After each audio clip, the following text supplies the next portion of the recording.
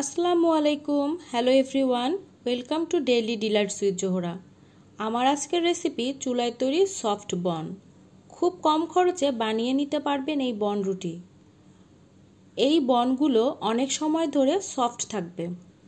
চাইলে এগুলো দিয়ে বার্গার তৈরি করতে পারবেন, আবার এমনিতেও খেতে পারবেন। চলুন শুরু করি। একটি মিক্সিং বোলে নিয়ে নিচ্ছি 2 কাপ ময়দা। দিয়ে দিচ্ছি হাফ চামচ লবণ, হাফ কাপ চিনি দিয়ে দিচ্ছি, ইস্ট দিয়ে দিচ্ছি 1 চামচ।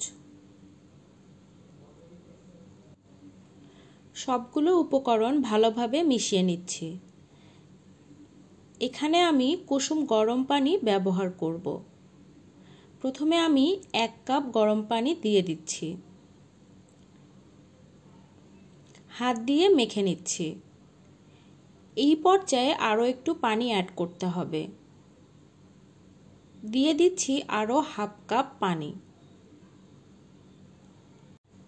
এখন একটি সফট ডো তৈরি করে নিব। পানি একবারে বেশি না দিয়ে আস্তে আস্তে অ্যাড করে নেবেন। ডো তৈরি হয়ে গিয়েছে। হাতে হালকা তেল নিয়ে একটু মেখে নিচ্ছি। ডোয়ের উপর হালকা তেল মেখে রেস্টে রেখে দিচ্ছি 1 ঘন্টার জন্য। ঢাকনা দিয়ে ঢেকে দিচ্ছি। ছিদ্রটা কাগজ দিয়ে বন্ধ করে দিচ্ছি যাতে কোনো বাতাস না ঢোকে।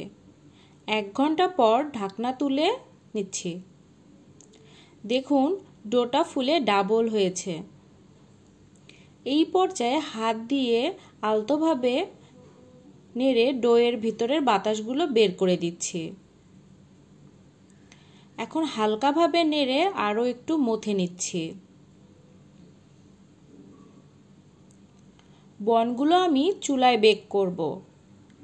একটি বেকিং ট্রে নিয়ে তেল ব্রাশ করে নিচ্ছি। বনগুলো বানিয়ে নিচ্ছি। একটু ডো নিয়ে ঠিক এইভাবে শেপ দিয়ে বানিয়ে নিচ্ছি। আপনারা বড় ছোট করেও বানিয়ে নিতে পারেন। সবগুলো বন বানিয়ে নিচ্ছি।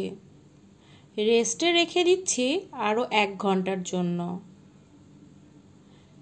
1 ঘন্টা পর দেখুন বনগুলো কত ফুলেছে, ডাবল হয়েছে।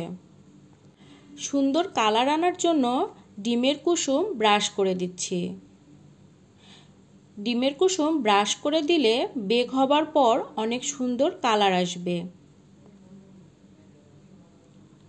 বেক করার জন্য চুলায় প্যান বসিয়ে প্রিহিট করে নিয়েছি। একটি স্ট্যান্ড বসিয়ে নিচ্ছি। বনগুলো বেক করার জন্য দিয়ে দিচ্ছি।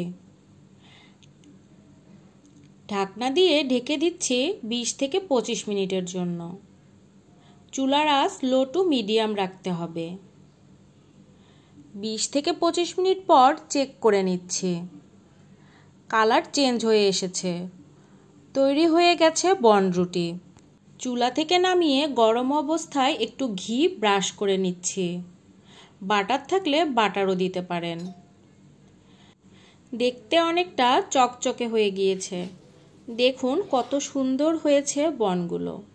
একদম নরম ও সফট হয়েছে। তৈরি হয়ে গেল বন রুটি। এইভাবে বাসায় বানিয়ে নিতে পারেন। আমার আজকের রেসিপিটি কেমন লাগলো কমেন্ট করে জানাবেন। আল্লাহ হাফেজ।